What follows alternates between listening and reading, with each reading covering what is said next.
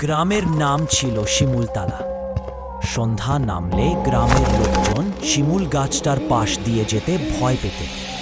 লোকেরা বলতে, ওটা নাকি কারো লণ্ঠন না, ওটা ভূতের আলো। রবিবার রাতে রাতন নামের এক যুবক বাজার থেকে ফিরছিল।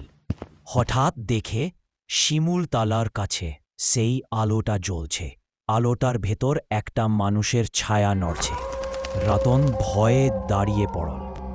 ছায়াটা ধীরে ধীরে কাছে এলে একটা ভাঙা কণ্ঠে কেউ বলল, ভাই, একটু জল দিবি।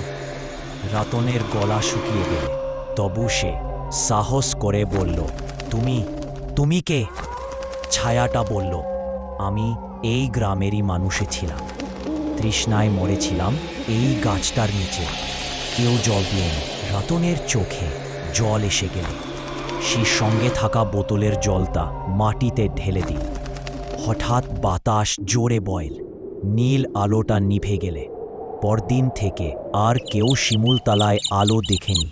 কিন্তু আজও কেউ যদি গভীর রাতে সেখানে যায়, কানে আসে একটা ফিসফিস শব্দ।